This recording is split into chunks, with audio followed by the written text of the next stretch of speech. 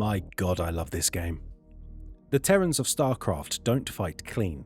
They fight smart, they adapt, and they improvise. And when all else fails, they put one foot in front of the other and keep pushing. From frontline soldiers to battlefield support, the Terrans stand on business and get the job done. These are the units that define that very warfare. You want a piece of me, boy? The Marine is the backbone of every Terran ground force, an armoured infantry trooper designed to be deployed anywhere, against anything.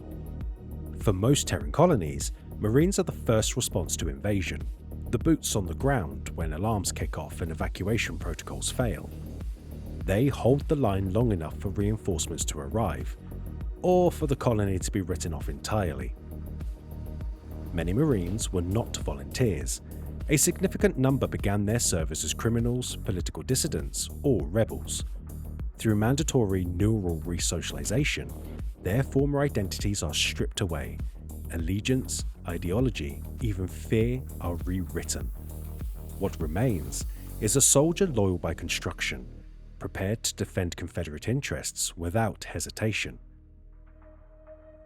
Their survival depends on the CMC 300 and 400 powered combat suits. These suits are not merely armour, but sealed life support systems. They provide protection against most small arms fire, along with full nuclear, biological and chemical shielding. Marines can operate in vacuum, toxic atmospheres and environments that would kill an unprotected human in seconds. Their primary weapon is the C-14 Impaler Gauss rifle. It fires 8mm metal spikes accelerated to hypersonic speeds, designed for maximum penetration against all known armor types. Rather than sustained fire, the rifle relies on a capacitor system, delivering short, controlled bursts that conserve power and ammunition while remaining lethally efficient.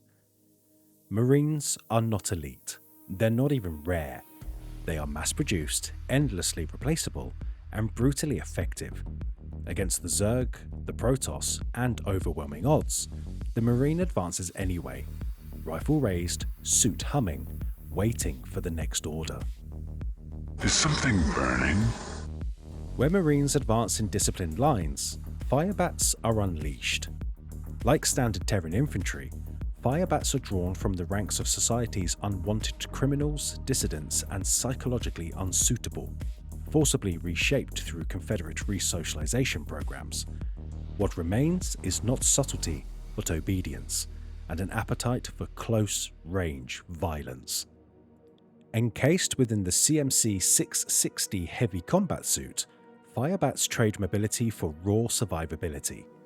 Their armor is thicker, reinforced to withstand extreme heat and flame, allowing them to operate where other infantry would be reduced to ash.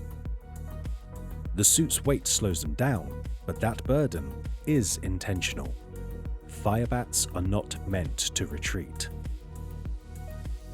Their signature weapons, twin perdition flamethrowers mounted directly to the arms, project streams of superheated plasma capable of turning bunkers, trenches, and living targets into burning wreckage.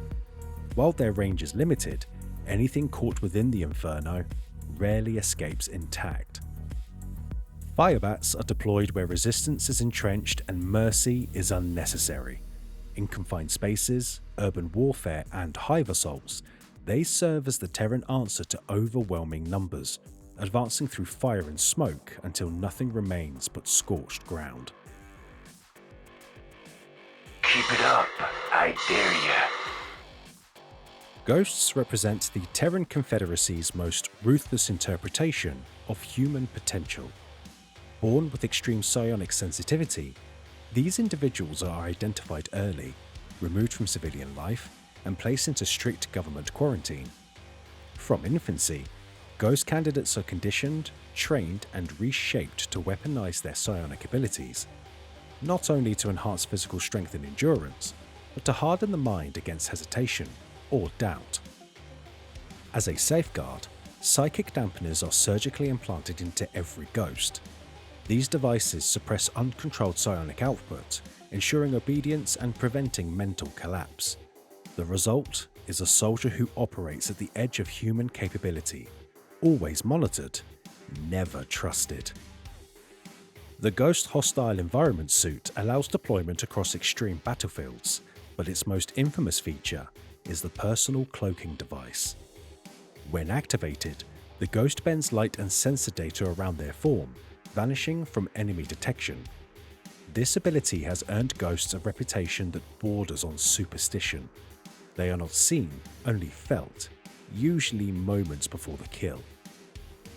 Earlier suit models lacked integrated cloaking, though field retrofits allow even outdated operatives to fade from sight. The C-10 canister rifle serves as both a sniper weapon and a delivery system for specialized munitions. While its standard high explosive rounds are lethal on their own, the rifle can also fire lockdown shells. These energy-charged rounds temporarily disable mechanized units caught in the blast, freezing armored targets in place and leaving them helpless under follow-up fire. Beyond assassination and sabotage, Ghosts serve a more catastrophic purpose.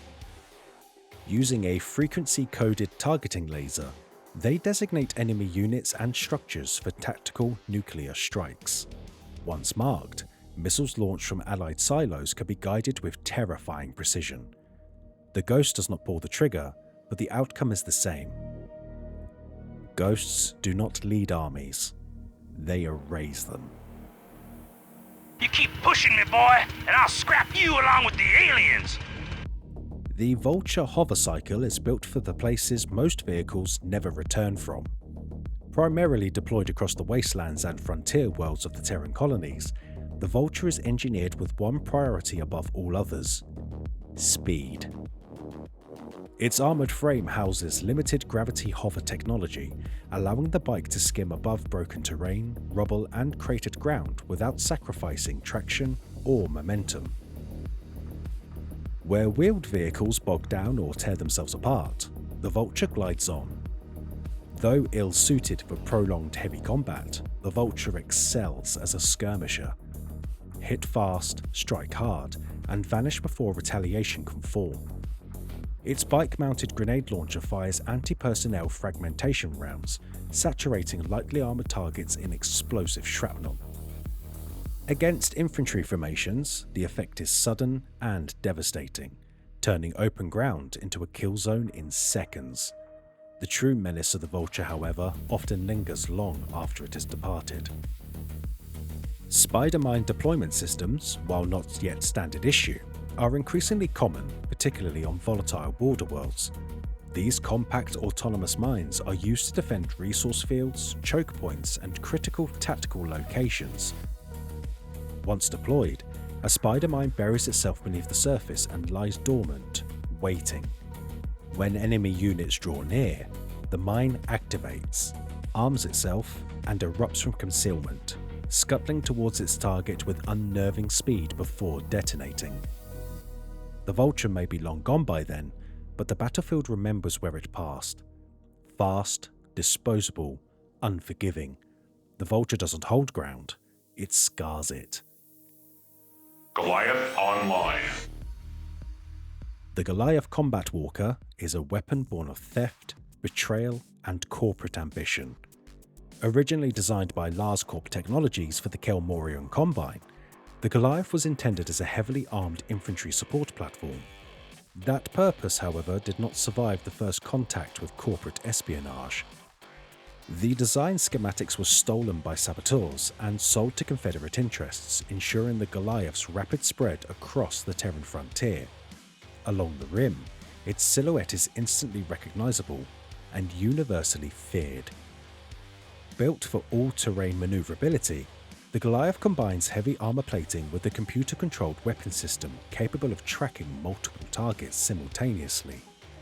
This allows it to dominate both ground-level engagements and aerial threats without sacrificing mobility or firepower.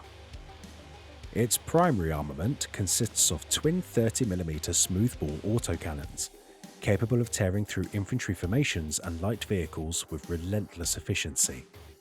Mounted alongside them are Hellfire anti-air scatter missiles, giving the Goliath the rare ability to challenge aircraft head-on. Few Terran ground units offer such a balanced offensive reach.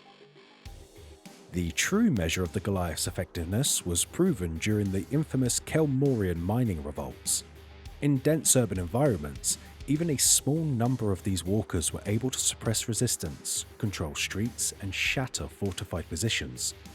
Where space was tight and resistance stubborn, the Goliath advanced regardless. It doesn't sprint, it doesn't hide, it advances, firing in every direction until the battlefield adapts or breaks. I'm about to drop the hammer and dispense some indiscriminate justice! The Arc-Light siege tank is the embodiment of Terran doctrine. Advance carefully, entrench decisively, and erase anything that refuses to retreat. Heavily armoured and brutally efficient, the siege tank was originally conceived as a static final defence security cannon. Early Terran strategists believed overwhelming firepower mattered more than mobility, but that belief changed quickly. Encounters across the frontier and the demonstrated flexibility of platforms like the Goliath proved that a weapon unable to reposition was a weapon waiting to be outflanked. The result was the Arc-Light siege tank's defining feature, a two-stage combat design. In its standard configuration, the tank operates as a mobile assault vehicle, firing twin 80mm cannons capable of delivering sustained high-impact fire against ground targets. This mode allows for it to advance with armoured columns or reposition rapidly as the battlefield evolves, but the siege tank's reputation is earned when it stops moving. Urban assaults and fortified defences demanded something more destructive than even the tank's mobile configuration could offer. The answer was siege mode. When deployed, the Arc-Light siege tank anchors itself to the ground, sacrificing all mobility to bring its full artillery potential online. In this configuration, the tank activates its 120mm shock cannon, transforming it into a long-range bombardment platform capable of flattening defences, structures, and tightly packed formations with terrifying precision. Few Terran weapons alter the flow of battle as dramatically. A deployed siege tank reshapes the battlefield, forcing enemies to either commit fully or withdraw entirely. I told him I was claustrophobic. I gotta get out of here! The T-280 SCV is the backbone of Terran expansion, logistics, and survival. Before the first Marine takes position, and long before the siege tank locks down a perimeter, the SCV is already there, turning empty ground into a functioning base. Originally developed during the reconstruction of the Tarsonian orbital platforms, the SCV quickly proved too useful to remain a specialist tool. Its ability to construct buildings, harvest resources, and operate in hostile environments made it indispensable across the Terran colonies. From industrial hubs to frontier worlds, the SCV became the standard unit of Terran engineering. Encased in industrial plating, the SCV is designed to function in virtually any terrain or atmosphere. Its fusion cutters, while primitive by military standards, allow it to slice, weld, excavate, and assemble with equal efficiency. These same tools double as improvised weapons when necessary, though combat is never the SCV's intended role. What sets this unit apart is not firepower, but reliability. Terran military doctrine depends on speed of establishment. A handful of SCVs can transform barren terrain into a fully operational marine encampment or forward strike base in record time, often under active threat. Beyond construction, SCVs serve as the only means of restoring damaged Terran machinery in the field. Using their fusion cutters and onboard fabrication systems, SCVs can repair mechanical units and structures, restoring them to full operational capacity. Repairs consume raw resources proportional to the damage sustained, reinforcing the Terran reliance on efficient logistics. A repaired unit is not just restored, it is reclaimed from the brink of loss. The SCV does not fight wars, it makes wars possible. You know who the best starfighter in the fleet is? Yours truly. The CFA-17 Wraith represents a turning point in Terran space warfare. For decades, space combat revolved around capital and heavy gunships trading volleys at extreme range. Tarsonian technicians challenged that orthodoxy. Their solution was speed, agility, and precision. Rather than overpower larger vessels, the Wraith was designed to harass, isolate, and dismantle them through repeated high-speed strike runs. Flown by a single pilot, the Wraith is a compact, high-performance space superiority fighter, capable of operating in both deep space and planetary atmospheres. Its Gemini air-to-air missiles allow it to engage enemy aircraft and interceptors, while its belly-mounted 25mm burst laser provides limited but effective ground attack capability. This dual role gives the Wraith flexibility unmatched by heavier Terran craft. Despite its freedom to fight field and firmament, the Wraith's true strength lies in how difficult it is to pin down. Its speed allows it to evade defensive batteries, strike exposed targets, and disengage before enemy fire can converge. Later variants of the CFA-17, most notably the CFA-17G, introduced an integrated cloaking field powered directly by the fighter's main reactor. When activated, the cloaking system renders the Wraith invisible to the enemy, in a very similar fashion to the Ghosts. This capability transformed the Wraith from a fast interceptor into a precision strike platform. Cloaked Wraiths can patrol contested airspace, ambush enemy aircraft, or conduct deep strike operations against infrastructure and defences with little warning. In base defence, their presence is often felt before it is seen. In offence, it is often not seen at all. The Wraith does not announce control of the skies, it simply takes it. Not equipped with shields. Well then, buckle up. The Behemoth-class battlecruiser is the apex of Terran naval engineering. Towering over fleets and dwarfing smaller vessels, these floating fortresses combine relentless firepower with unyielding armour to maintain order across the colonies. Outfitted with multiple laser batteries and layered neo-steel plating, battlecruisers are as much a symbol of Terran dominance as they are instruments of war.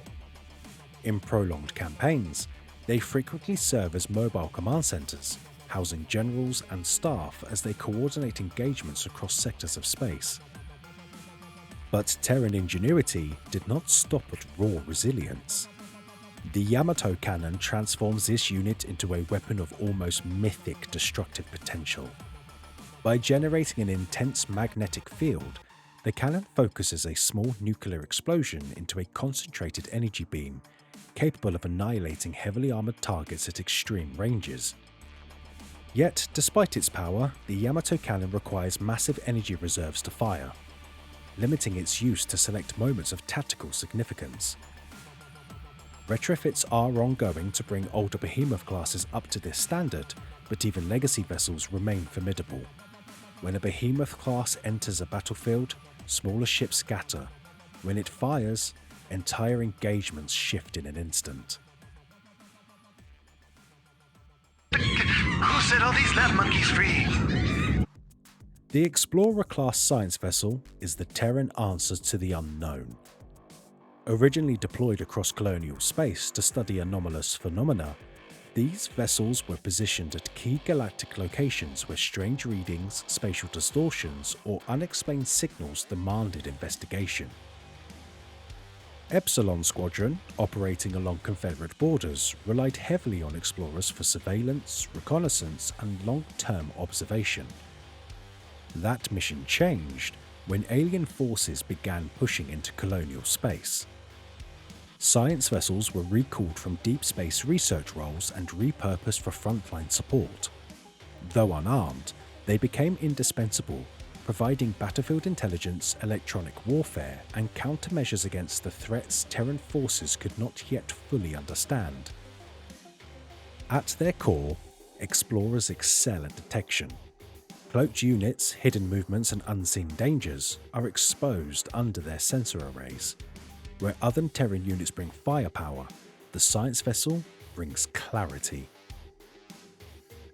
Terran force field technology remains unstable for sustained use, but early breakthroughs enabled the creation of the defensive matrix. This short-lived energy field can be projected onto any nearby unit, temporarily absorbing significant damage before collapsing. While brief, the matrix can mean the difference between a unit's destruction and survival, allowing key assets to hold ground, escape, or complete critical objectives. Defense matrix systems are standard issue aboard all science vessels.